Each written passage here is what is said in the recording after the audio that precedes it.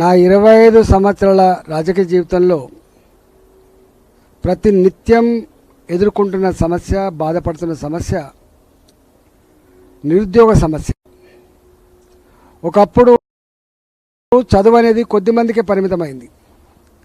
గుడిసెల్లో ఉన్నవాళ్ళు కావచ్చు, ఉన్నవాళ్ళు కావచ్చు, లేని వాళ్ళు కావచ్చు, ఆడపిల్లలు కావచ్చు, మగపిల్లలు కావచ్చు, అందరూ కూడా గొప్పగా చదువుకుంటున్నారు.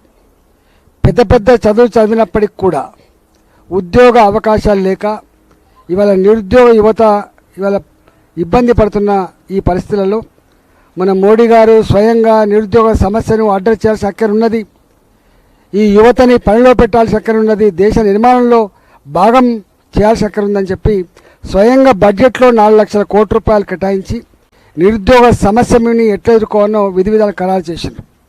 ఇవాళ నేనుగా Malkajgiri parliament, Kukatpally, Quthbullapur, cantonment, Medchal, Malkajgiri, Uppal, LB Nagar ఈ 7 నియోజకవర్గాలతో పాటుగా 25 ఏళ్ళుగా నాకు అండగా ఉన్న ఆశ్రయించినటువంటి హుజురాబాద్ నియోజకవర్గం, మొన్న మేము కొత్తగా పోయి నన్ను ఆశ్రయించమంటే అక్కడ చేర్చుకున్నటువంటి గజ్వేల్ నియోజకవర్గం, ఈ 9 నియోజకవర్గాల్లో ప్రతి ఇంటిని కూడా ఇలా పదుల సంఖ్యలో మా వాలంటీర్స్ కావచ్చు, ఈ సంస్థలో పనిచేసే ఉద్యోగులు కావచ్చు, ఇంటింటికి సర్వే చేసి వాళ్ళు ఏం చదువుకున్నారు, వాళ్ళకి ఎక్కడ ఉద్యోగాలు కల్పించానో ఆ బాధ్యతను ఈ రోజు నుంచి మా వాళ్ళు టేకప్ చేయడం జరిగింది. ప్రతి నెల 1000 మందికి తగ్గకుండా ఉద్యోగాలు కల్పించడమే ఈ సంస్థ యొక్క ధ్యేయంగా మేము ఆవిష్కరించబోతా ఉన్నాం. అదృష్టం ఏంటంటే ఇక్కడ బాచుపల్లి కావచ్చు, జీడిమెట్ల కావచ్చు, చెర్లపల్లి కావచ్చు, ఉప్పల్ కావచ్చు, మల్లాపూర్ కావచ్చు, ఇవన్నీ కూడా పారిశ్రామిక ప్రాంతాలు. హైదరాబాద్ ఐటీకి ఒక హబ్గా ఉన్నటువంటి ప్రాంతం.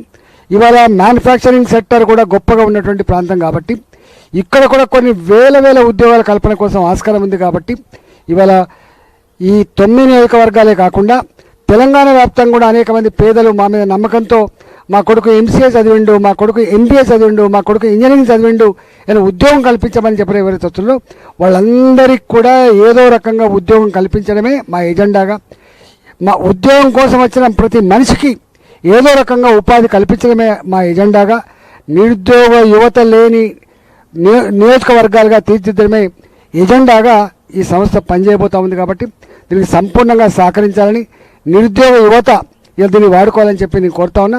అవసరమైతే మేమే వాళ్ళ చదువును బట్టి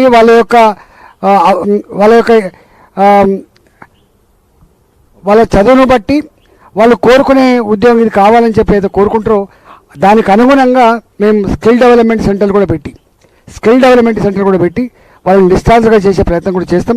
ప్రపంచంలో ఏ దేశంలో నర్సుల అవసరం ఎక్కడ ఉన్నది, డాక్టర్లు ఎక్కడ అవసరం ఉన్నారు, ఇతర ఐటీ ఎంప్లాయీస్ ఎక్కడ అవసరం, దాన్ని కూడా మా వాళ్లకు ఇంటర్నేషనల్ ఎక్స్పోజర్ కూడా ఉంది. కాబట్టి దానికోసం కూడా తప్పకుండా మేము ప్రయత్నం చేస్తాం.